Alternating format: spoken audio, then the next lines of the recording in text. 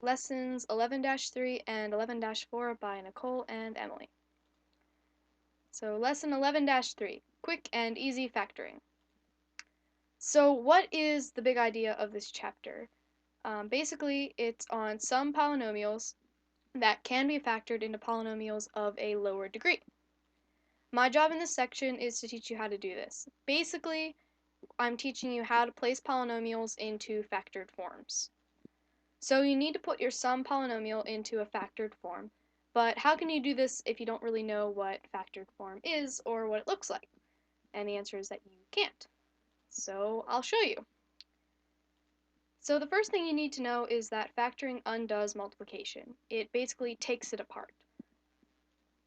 It's based on three properties: the distributive property or the common monomial factoring property, special factoring patterns, which is difference of squares and other things, and the factor theorem for polynomials. The factor theorem will be covered in the next lesson, so for now let's focus on the other two, numbers 1 and number 2. So number 1 is the common monomial factoring theorem. And to use this theorem, first we need a polynomial. So we're going to use the polynomial 5x to the third minus 15x to the second.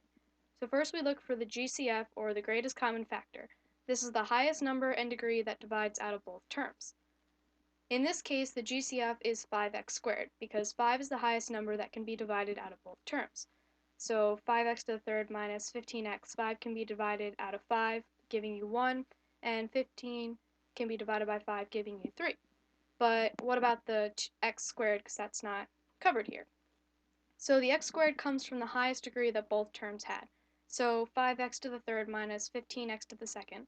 2 is the highest degree both have, as the second part only has 2 x's while the first has 3. So since the second part doesn't have 3 x's, 3 obviously cannot be our GCF for this. So far we've divided out an 5 and x squared. So since we divided out a 5x squared, we have to put this at the front of our new term. And when we divide this all out, we should end up with 5x squared x minus 3. So after all that, we're left with our factored polynomial, which is again 5x squared x minus 3. And it can't be factored anymore, so it is a final answer. And the 5x squared is what we took out first, and the x minus 3 was what we were left with after dividing out the 5x squared. So the difference of squares factoring theorem is the second theorem, and it really only involves a formula. For all a and b, a squared minus b squared equals a plus b, a minus b. So this means if I had x squared minus 49, I would have to have a negative b and a positive b to factor out correctly. So in this case, it'd be 7 times negative 7 equals a negative 49.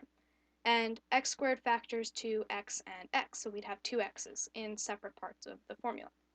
So our end factor would end up looking like this: x plus 7, x minus 7, and that matches our original formula of a plus b, a minus b, so we know this is correct.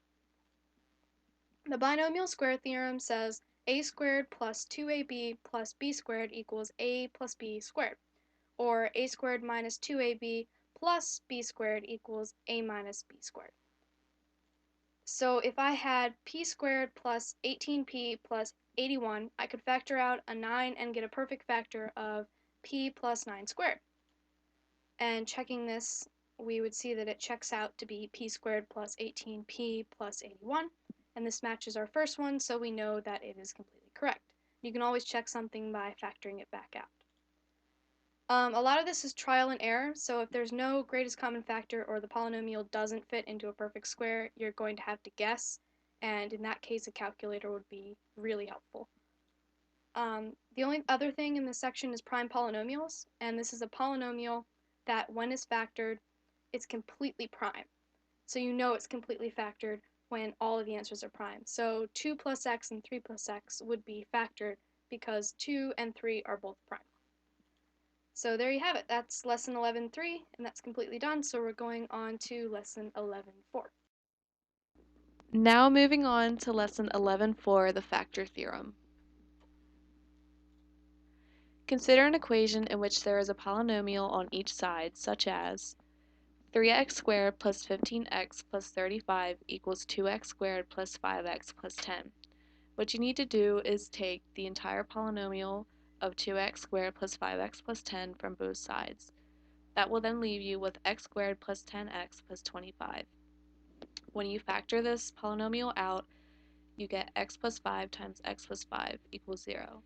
And that is the same as x plus 5 squared equals 0. And you take out the x plus 5 and set it equal to 0, and take 5 from both sides to get x cannot equal negative 5 once you graph this polynomial, and negative 5 will be your 0.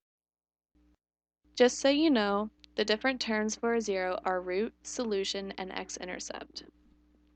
The zero product theorem is for all a and b, a times b equals 0 if and only if a equals 0 or b equals 0.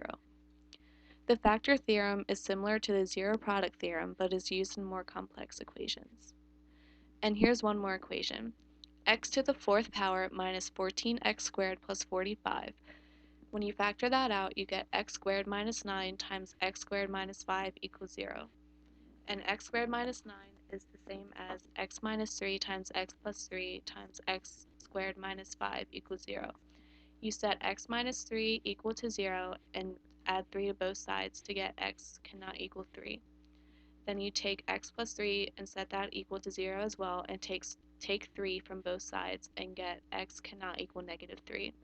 Then you do the same thing with x squared minus 5 and set that equal to 0, add 5 to both sides, and which will leave you with x squared equals 5, and take the square root of both sides, and you will get x cannot equal the square root of 5. So the zeros for this equation are 3, negative 3, and the square root of 5.